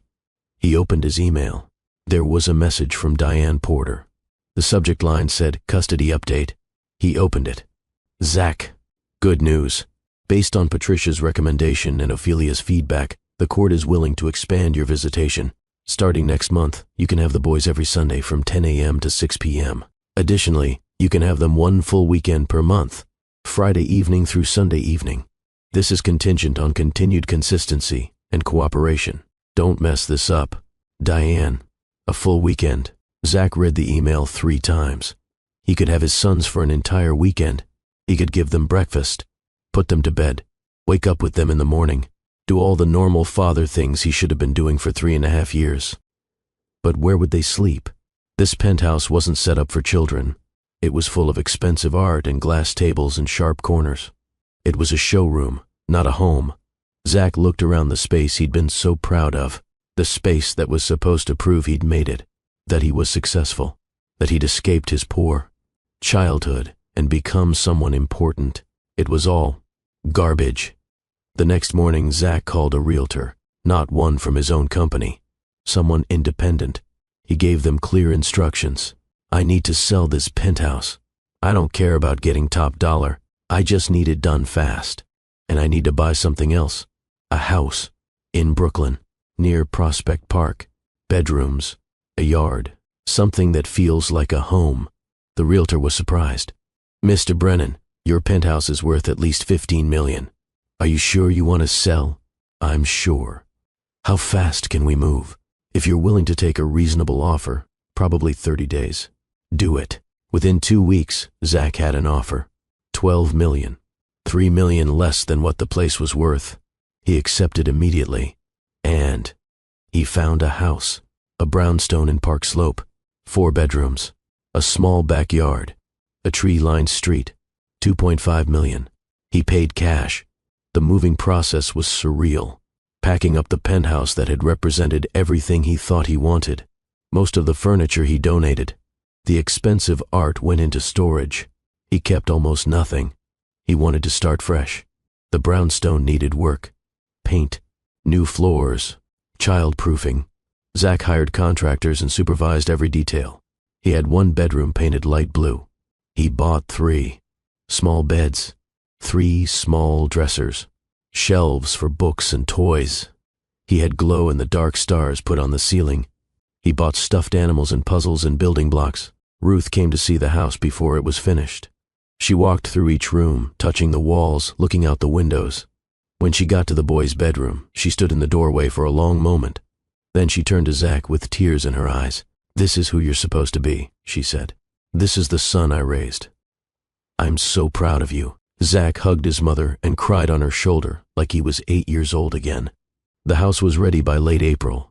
Zach moved in with almost nothing. A bed, a couch, a kitchen table, basics. The boys' room was fully furnished and ready, waiting. The first full weekend visit was scheduled for the first weekend in May. Zach picked the boys up on Friday evening at 6. Ophelia had packed bags for each of them, pajamas, clothes for Saturday and Sunday, their toothbrushes, favorite stuffed animals. She went through the instructions again. Bedtime is 8 o'clock. They need baths first. Carter doesn't like getting water in his eyes, so you have to be careful. Brooks needs his stuffed dog or he can't sleep. Hayes needs a nightlight. They can have 1 small snack before bed, but nothing with sugar, or they'll be up all night. "I've got it all written down," Zach assured her. "And if there are any problems at all, you call me immediately. I don't care if it's 2 in the morning. I will." Ophelia knelt down in front of the boys. She hugged each one tightly. "You're going to stay at Daddy's house tonight and tomorrow night. Then I'll pick you up on Sunday. Okay? You're going to have so much fun. Will you miss us, Mommy?" Hayes asked. "Of course I'll miss you, but I'll see you in 2 days. That's not so long." The boys hugged her one more time. Then they followed Zach out to the car. Ophelia stood in the doorway watching until they drove away. Zach could see her in the rearview mirror. She looked worried. He didn't blame her. The drive to Park Slope took 25 minutes. The boys were excited, asking questions about Daddy's new house. "What does it look like? Do you have a yard? Can we play outside?" "You'll see in a few minutes," Zach said. When they pulled up in front of the brownstone, the boys pressed their faces to the windows. "This is your house, Daddy?" Carter asked. "This is our house," Zach corrected. "You have your own room here." He helped them out of the car and carried their bags up the steps. He unlocked the front door, and they all went inside. The boys looked around with wide eyes. It wasn't fancy like Zach's old penthouse, but it was warm, comfortable, real. "Can we see our room?" Brooks asked. Zach led them upstairs. He opened the door to the blue bedroom. 3 small beds lined up against the wall, shelves full of books and toys, a toy box in the corner, and on the ceiling, glow-in-the-dark stars. The boys ran inside. They jumped on the beds. They opened the toy box and pulled out trucks and blocks and puzzles. They explored every corner of the room like it was a magical kingdom. "Is this really ours?" Hayes asked. His voice was full of wonder. "Really yours," Zach said. "Whenever you're here, this is your room." That night, Zach made dinner. He wasn't a good cook. He'd eaten at expensive restaurants for years, but barely knew how to boil water. He made spaghetti from a jar. The noodles were a little overcooked, and the sauce was too watery, but the boys didn't complain. They ate at the kitchen table, sauce all over their faces, talking about the stars on their ceiling and asking if they could sleep with the light off so they could see them glow. After dinner came bath time. This was harder than Zach expected. He filled the tub. He helped the boys undress. He got water everywhere. Carter complained when soap got near his eyes. Brooks dropped his toy boat, and it went down the drain. Hayes didn't want to wash his hair, but they got through it. Zach wrapped each boy in a towel.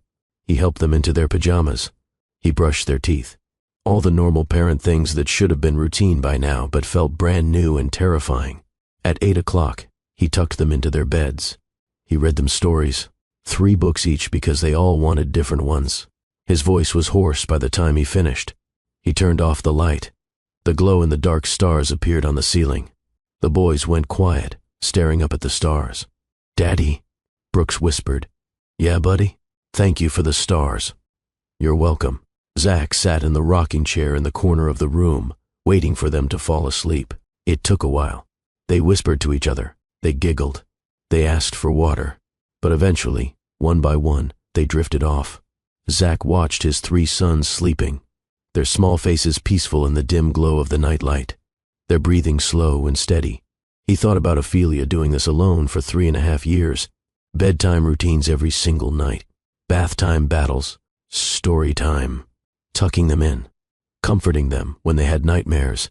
All of it, alone, while he was at business dinners, posting photos on Instagram, pretending to be happy with Vanessa. He left the room quietly and went downstairs. He sat on his couch in the dark and cried, for what he'd lost, for what he'd thrown away, for the man he'd been and the father he should have been.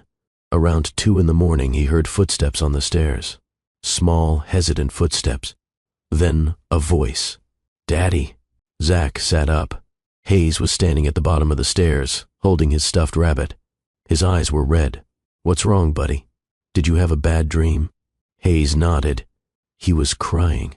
Zach went to him. He knelt down. "Can I hug you?" Hayes nodded again. Zach wrapped his arms around his son. Hayes buried his face in Zach's shoulder and cried. Zach held him, rocking back and forth, whispering that everything was okay, that he was safe, that Daddy was here. After a while, Hayes stopped crying. He pulled back and looked at Zach. "I miss Mommy." "I know. That's okay. It's okay to miss Mommy. We'll see her on Sunday. That's only 2 more sleeps. Will you stay with me until I fall asleep?" "Of course." Zach carried Hayes back upstairs. He laid him in his bed and pulled the covers up. He sat in the rocking chair and held Hayes' hand until the little boy fell asleep again. Zach stayed there the rest of the night, watching his sons, making sure they were okay, being present, being the father he should have been all along. Saturday morning came too early. The boys woke up at 6:30. Zach was exhausted, but they were full of energy. He made them breakfast, scrambled eggs that were too dry and toast that was slightly burned. They didn't care. They ate everything and asked if they could play in the backyard. The backyard was small but fenced in. Zach sat on the back steps with his coffee, watching Carter, Brooks, and Hayes run around. They found sticks and pretended they were swords. They dug in the dirt looking for worms. They laughed and shouted and played. Normal kid stuff. The kind of stuff Zach had missed for 3.5 years. His phone rang. It was Keith, his brother. "Hey," Keith said. "Mom told me you have the boys this weekend. How's it going?" "It's going," Zach said. "I didn't sleep much. Hayes had a nightmare, and I'm a terrible cook, but they seem happy. That's what matters. Listen, Wendy and I were thinking about coming by tomorrow. Is that okay? We'd like to see the boys, spend some time with them." "Yeah, that'd be great. Come by around noon. We'll be there." That afternoon, Zach took the boys to the Brooklyn Children's Museum. They spent hours there, looking at exhibits, playing in the interactive areas, learning about science and culture and history. The boys asked a million questions. Zach answered as many as he could and said, "I don't know. Let's find out for the rest." They got dinner at a pizza place nearby. The boys got cheese pizza cut into squares, which was apparently very important. Zach learned that triangles were unacceptable. Only squares. This was the kind of thing a father should know. He added it to the mental list of things he was learning about his sons. That night, bedtime went a little smoother. Baths were still chaotic, but less so. Storytime was quicker because the boys were exhausted. They fell asleep fast, and no one woke up with nightmares. Zach sat in the living room and called Dr. Chen. They had a standing agreement that Zach could call if he needed to talk, even on weekends. "How's it going?" Dr. Chen asked. "It's hard," Zach admitted. "I'm exhausted. I don't know what I'm doing half the time. But they're here, in my house, asleep upstairs. My sons, and I can't believe I almost missed this. I can't believe I threw this away before it even started." "You're grieving," Dr. Chen said. "That's normal. You're grieving what you lost. But don't let that grief stop you from being present now. Be where your feet are. Right now, in this moment, you have them. Focus on that. You're right. And Zach, you're doing better than you think. The fact that you're overwhelmed and exhausted means you're actually doing the work. Parenting is supposed to be hard. If it were easy, it wouldn't matter. Sunday morning, Zach made pancakes. They were lumpy and misshapen, but the boys covered them in syrup and ate them anyway. At noon, Keith and Wendy arrived. The boys were shy at first, but their aunt and uncle were patient. Wendy brought coloring books. Keith brought a soccer ball. They all went to the backyard. Keith taught the boys how to kick the ball. Wendy sat on the steps with Zach and watched. "They're beautiful," Wendy said, "and they're warming up to you. I can tell. It's going to take time. That's okay. You have time. You're not going anywhere, right?" "I'm not going anywhere," Zach said firmly.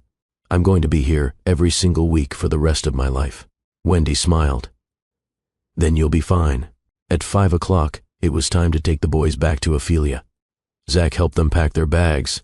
They were sad to leave but excited to see their mom. He loaded them into the car and drove back to Brooklyn. He walked them up to Ophelia's apartment.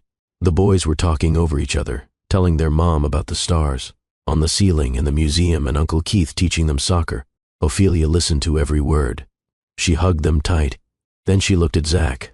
"Thank you," she said, "for taking care of them." "Of course. Can I talk to you for a minute?" Ophelia hesitated, then nodded. She told the boys to go wash their hands for dinner. When they were out of earshot, she turned to Zach. "What is it?" "I just wanted to say thank you for trusting me with them. I know how hard that must be, but I promise I'm going to keep showing up. I'm not going to disappear. I'm not going to let them down." Ophelia studied his face. For a long moment, she didn't say anything. Then she spoke quietly. "I believe you." 2 words, but they meant everything. The weeks turned into months. Spring turned into summer. Zach's routine became solid. Every Sunday with the boys. 1 full weekend per month. He never missed. He was never late. He rearranged his entire life around them. His business suffered a little. He stepped back from the CEO role at his company, taking a chairman position that required less day-to-day involvement. Some of his investors complained. Some board members pushed back. Zach didn't care. "My children come first," he told them.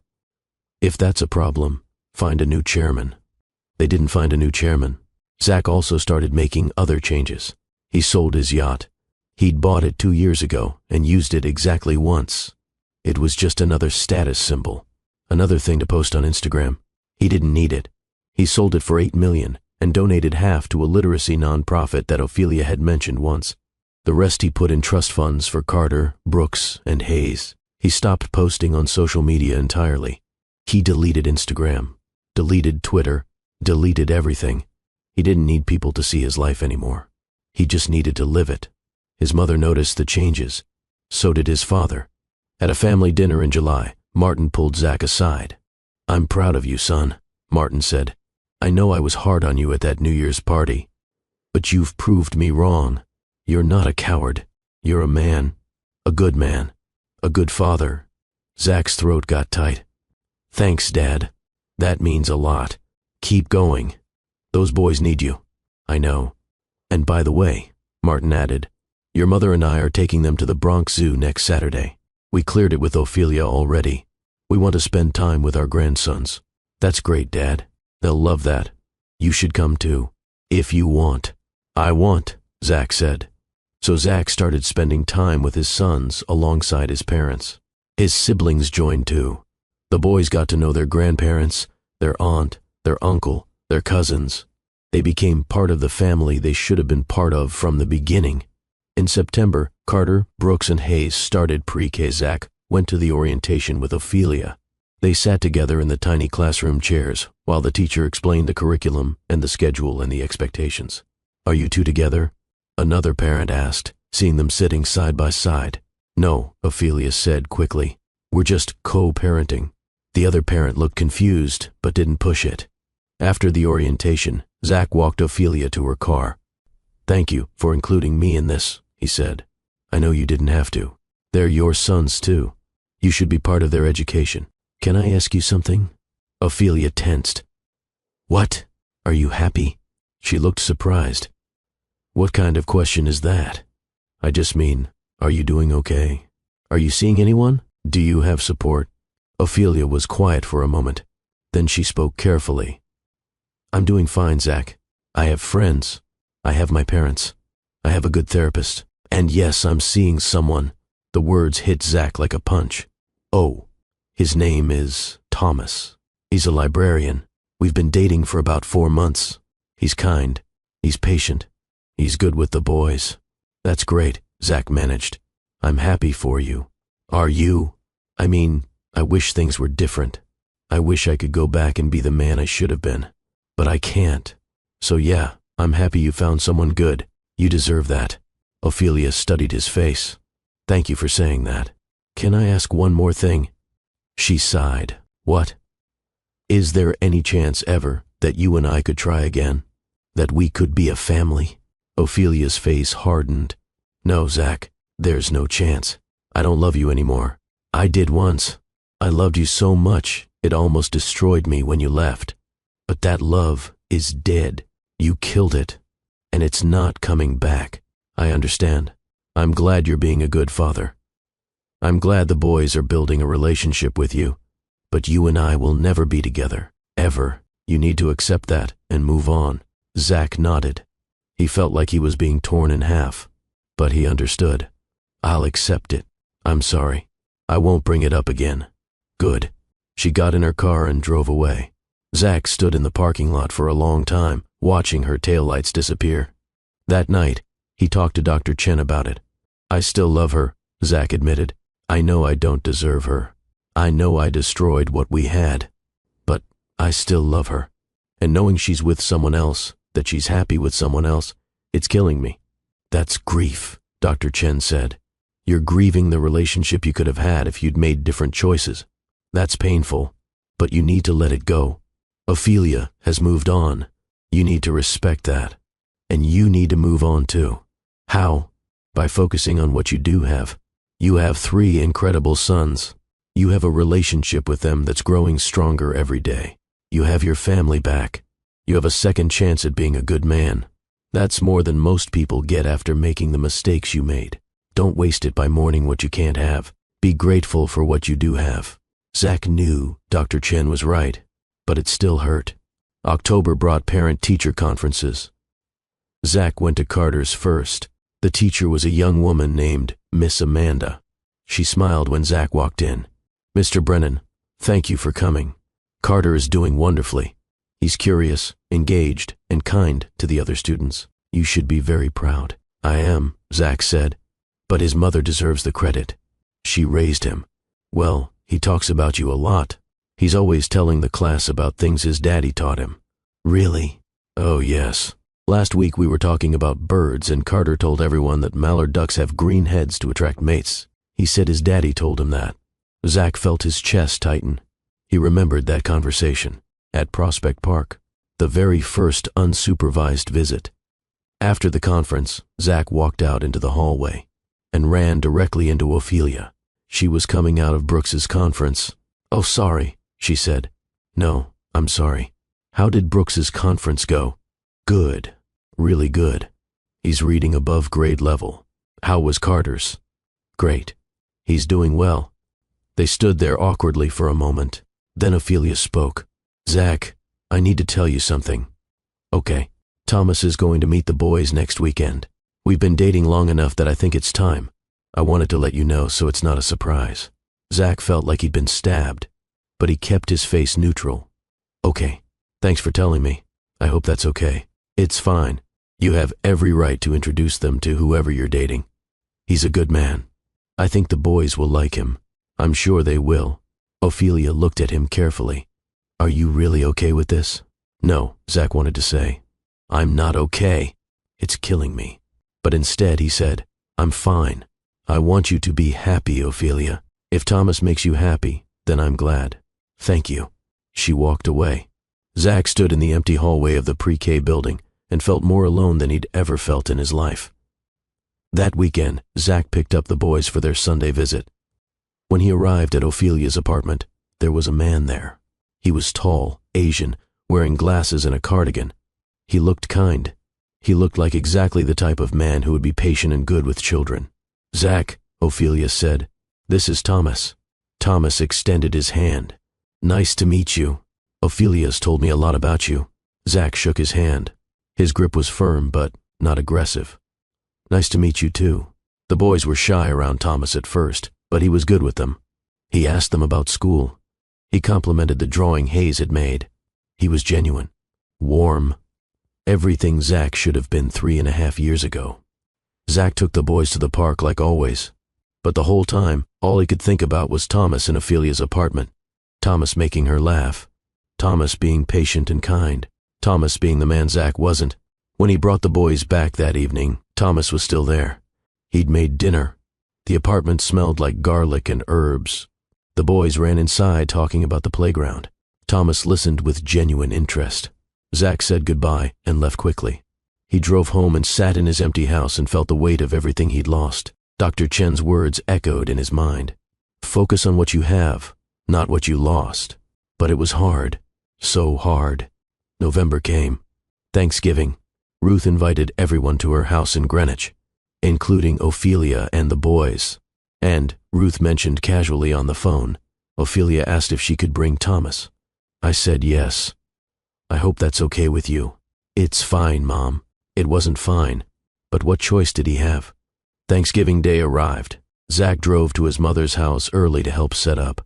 His siblings were already there. The house smelled like turkey and stuffing and pumpkin pie. At 2 o'clock, Ophelia arrived with the boys and Thomas. The boys ran inside shouting for Grandma and Grandpa. Thomas followed, carrying a pie he'd made. Homemade apple pie with a lattice crust. Everyone was kind to Thomas. Because he was kind. He helped in the kitchen. He played with the boys. He made conversation with Martin about history. He complimented Ruth's cooking. He was perfect. Zach watched from across the room and felt like an outsider in his own family. At dinner, they all sat around the big table. Ruth insisted on going around and having everyone say what they were grateful for. Martin went first. I'm grateful for my family. All of us together, under one roof, including my 3 grandsons, who I'm getting to know more every day. Ruth went next. I'm grateful for second chances. I'm grateful that our family is healing. I'm grateful for forgiveness. Wendy said she was grateful for her children and her health. Keith said he was grateful for his wife and his job. Then it was Ophelia's turn. She held Hayes's hand and spoke quietly. I'm grateful for my boys. I'm grateful for the family that supported me. I'm grateful for Thomas and the kindness he's brought into my life. And I'm grateful that Carter, Brooks, and Hayes have their father in their lives now. That's something I always wanted for them. Thomas went next. He was clearly nervous, being new to the family. I'm grateful that Ophelia has welcomed me into her life. And I'm grateful to be here with all of you. Thank you for including me. Then, it was Zach's turn. Everyone looked at him. He cleared his throat. I'm grateful for my sons, Zach said. His voice was rough. I'm grateful that I get to be their father, even though I don't deserve it. I'm grateful to Ophelia for giving me that chance. And I'm grateful to this family for not giving up on me when I gave you every reason to. The table was quiet. Ruth wiped her eyes. Martin nodded. After dinner, Zach helped clean up in the kitchen. Ophelia was there too, washing dishes. They worked in silence for a while. Then Ophelia spoke. That was a nice thing you said. At the table. I meant it. I know. Thomas seems like a good man. He is. The boys like him. Yes, they do. Zach dried a plate and put it in the cabinet. I want you to know something, Ophelia. I'm not going to interfere. I'm not going to make this difficult. If you and Thomas get serious, if you decide to marry him, I won't fight it. I'll support whatever makes you happy and whatever's best for the boys. Ophelia stopped washing and looked at him. Thank you. That means a lot. I'm just trying to be a better man than I was. You are, she said quietly. You are a better man. It was the kindest thing she'd said to him in years. And it gave him a small, fragile piece of hope. Not hope that they'd get back together, but hope that maybe, eventually, they could co-parent peacefully. That maybe they could be friends. That maybe they could both move forward. December arrived.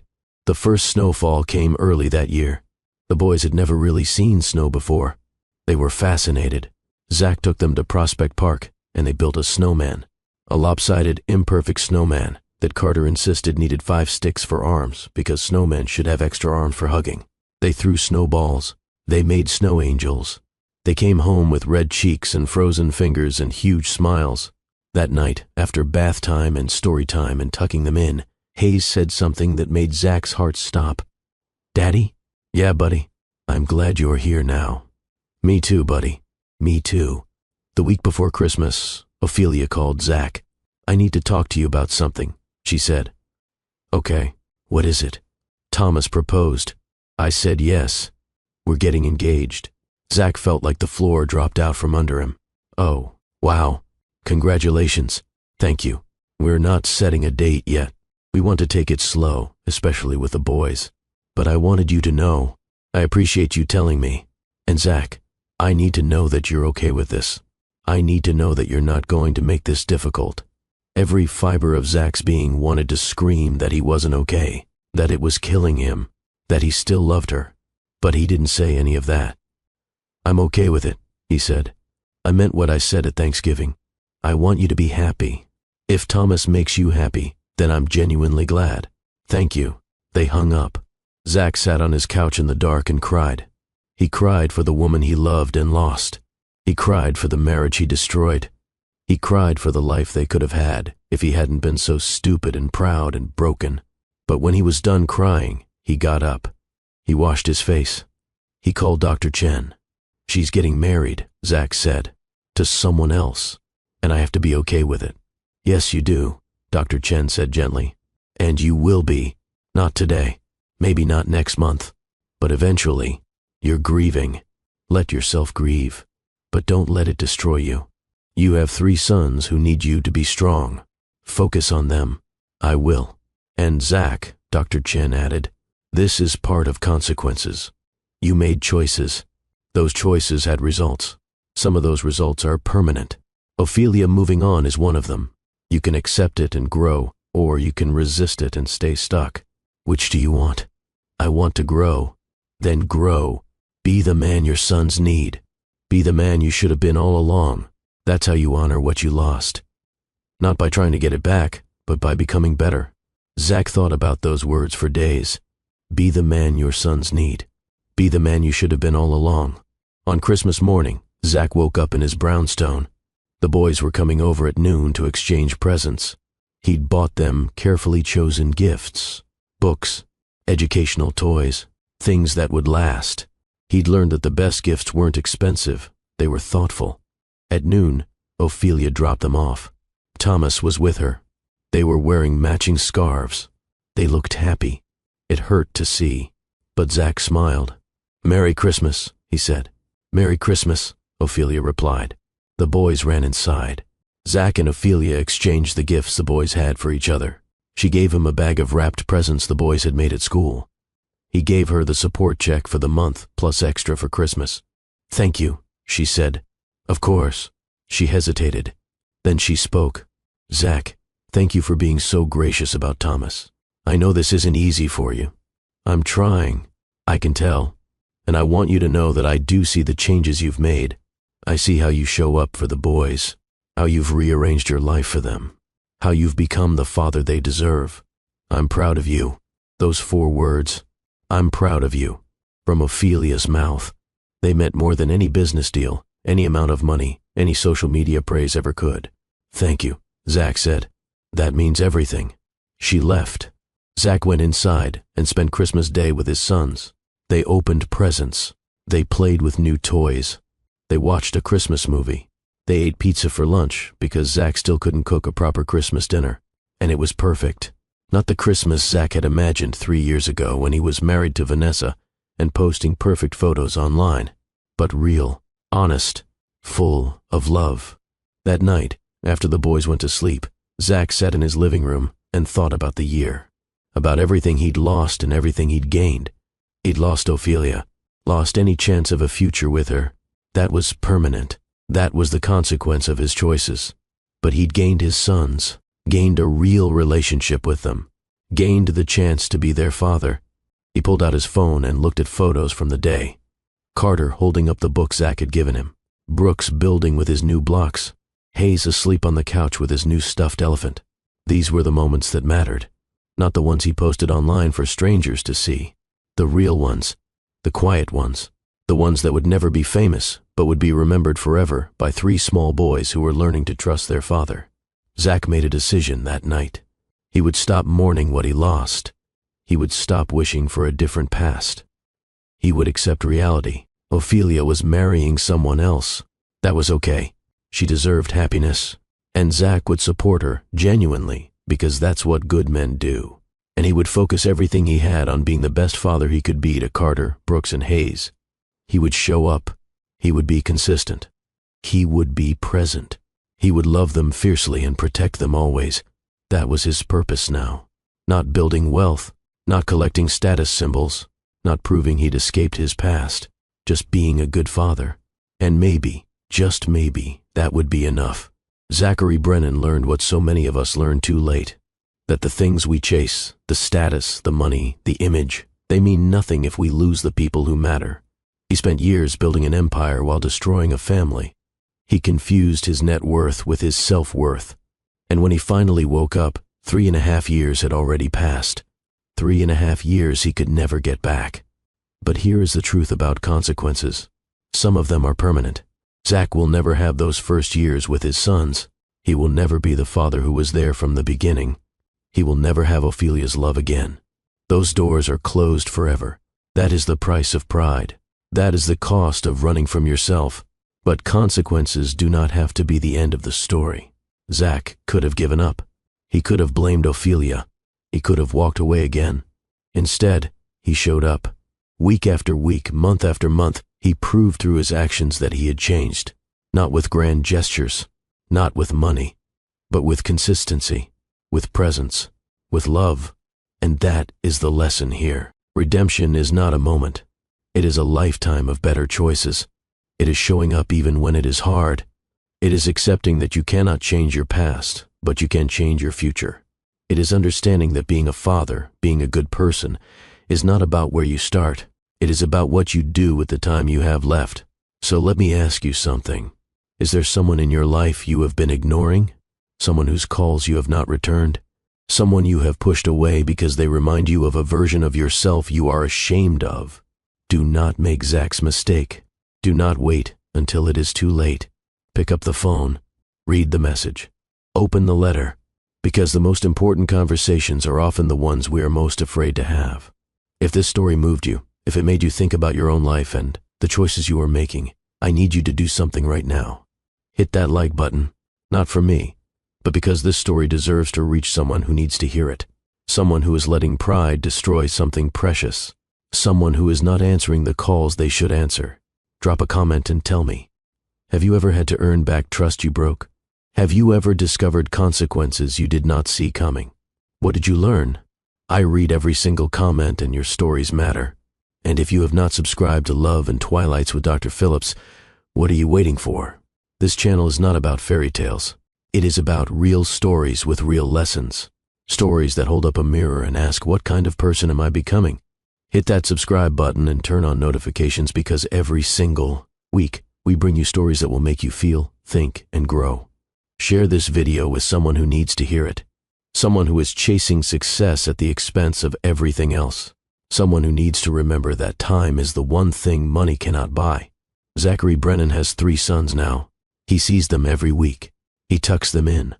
He reads them stories. He shows up. It is not the life he imagined. It is not perfect, but it is real. And after everything he threw away, it is more than he deserves. Remember, you can change your future, but you cannot erase your past.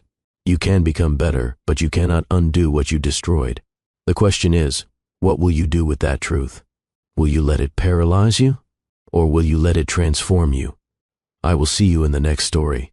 Until then, show up for the people who matter. Answer the calls. Read the letters. Be present before it is too late, because some consequences last forever, and regret is the heaviest burden you will ever carry. This is Love and Twilights with Dr. Phillips, where every story has a lesson, and every lesson can change a life.